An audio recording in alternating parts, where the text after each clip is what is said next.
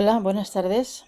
Mi nombre es Teresa Campos y durante los próximos minutos voy a intentar explicarles de un modo resumido y espero que claro lo que ha sido mi trabajo final de máster que he realizado en la URB de Tarragona, que lleva por título La resolución de conflictos en las organizaciones, protocolo de mediación para el ámbito sanitario tras la COVID-19. Brevemente haré una justificación del trabajo, explicaré el método, resultados y las conclusiones del trabajo. El hombre es un ser con capacidad de paz, eso decía Galtung allá por el año 84 del siglo pasado, para referirse a la importancia de resolver los conflictos de una manera pacífica. Y esa fue la base de mi trabajo, tras mi paso por el Hospital Joan 23 para realizar las prácticas del máster que estaba en ese momento realizando. Y es que a raíz de la COVID-19 vimos que aumentaron considerablemente los conflictos en las organizaciones de la salud, debido principalmente a un mayor estrés y tensión de los sanitarios, lógicamente, y como psicóloga realmente me interesaba estudiar el impacto de esos conflictos en esos tiempos tan atípicos de pandemia, ¿no? Y como mediadora me interesaba principalmente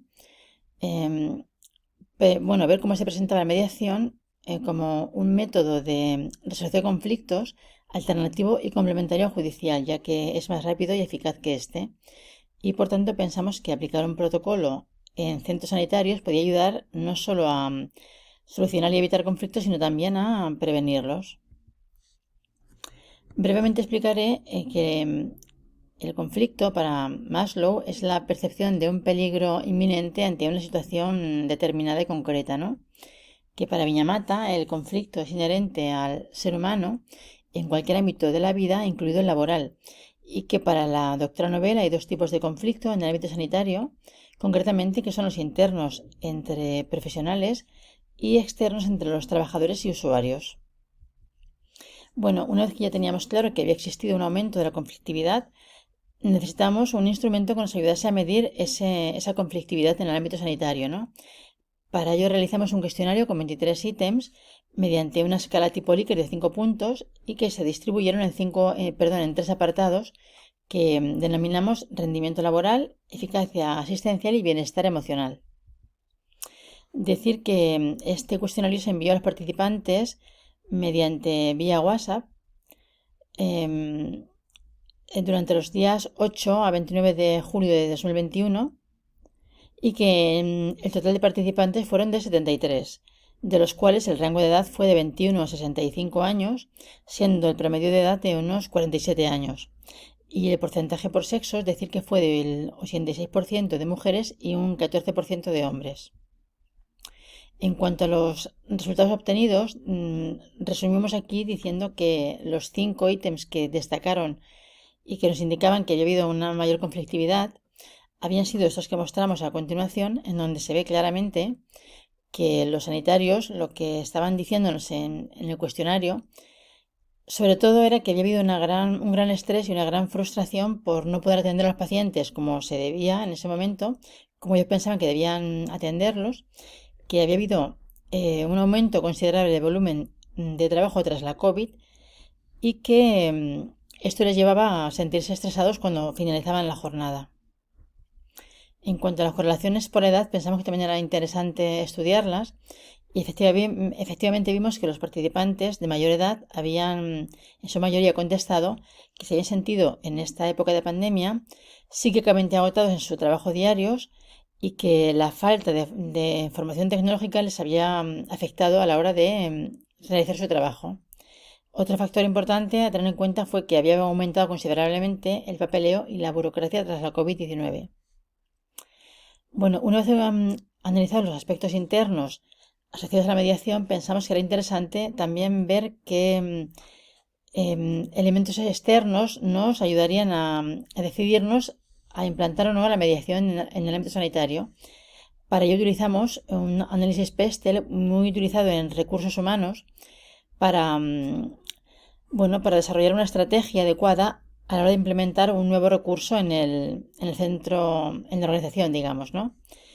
El PESTEL nos indicó que los factores políticos y legales no eran signo negativos debido a la gran dispersión normativa de criterios legales que había sobre mediación a nivel de todo el país, ¿no? Había mucha dispersión de normativa. Pero sin embargo, los factores económicos, sociales, tecnológicos, ambientales y éticos se asociaban positivamente con la mediación. Por ello concluimos que era útil y necesario este protocolo. ¿Y cómo se pone en marcha el protocolo? Bueno, pues una vez detectado el conflicto, se inicia el protocolo por la petición de la persona interesada o por cualquier otra que tenga conocimiento de los hechos. El mediador comenzará la mediación tratando de ayudar a las partes a encontrar por sí mismas la solución a su conflicto.